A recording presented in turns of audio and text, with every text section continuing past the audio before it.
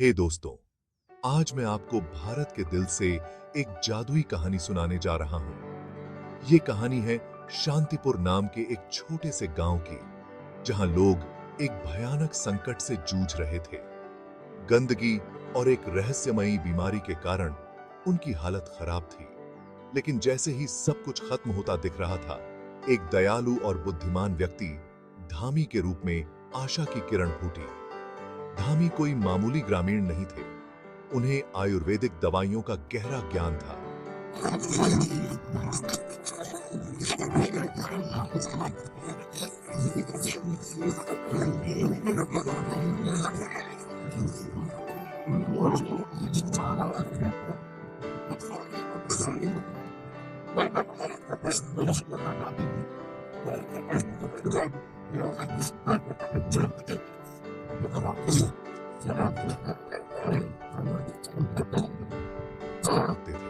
और तभी धामी ने मामले को अपने हाथ में लेने का फैसला किया।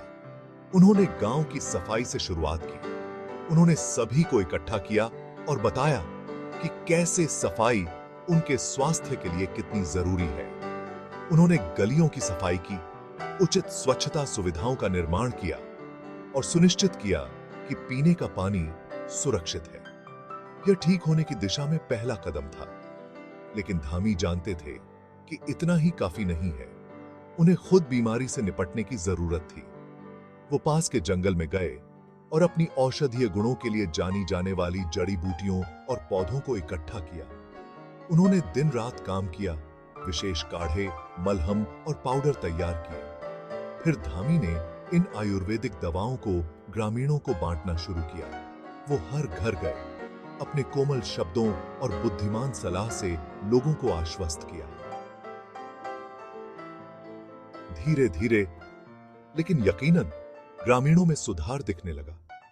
बच्चों ने अपनी ऊर्जा वापस पा ली, बुजुर्ग फिर से मुस्कुराने लगे और गांव फिर से जीवंत लगने लगा। धामी के चमत्कारी इलाज की खबर दूर दूर तक फैल गई। पड़ोसी गांवों से लोग उनकी मदद मांगने आते थे और धामी ने कभी किसी को मना नहीं किया। उनका मानना था कि ज्ञान बांटा जाना चाहिए और इसलिए उन्होंने दूसरों को आयुर्वेद की शक्ति के बारे में सिखाया। शांतिपुर निराशा में डूबे गांव से आशा और उपचार की जगह में बदल गया। ग्रामीणों ने स्वच्छता का महत्व और प्राकृतिक उपचारों का जादू सीखा। यह सब धामी के लिए धन्यवाद, जिन्होंने उन्हें याद दिलाया कि प्रकृति हमारी कई बीमारियों का इलाज रखती है। धामी की कहानी सिर्फ एक बीमारी को ठीक करने के बारे में नहीं है। यह समुदाय की शक्ति, ज्ञान के महत्व और खुद पर विश्वास करने के जादू के बारे में है।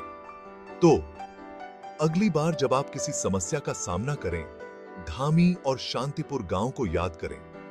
कभी कभी हम जो जवाब खोजते हैं वे हमारे सामने होते हैं, प्रकृति के दिल में छिपे होते हैं।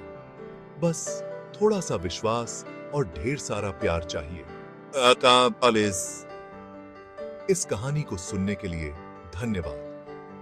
अगर आपको यह प्रेरक लगी हो तो लाइक, शेयर और दिल से कहानियों के लिए सब्सक्राइब करना न भूलें।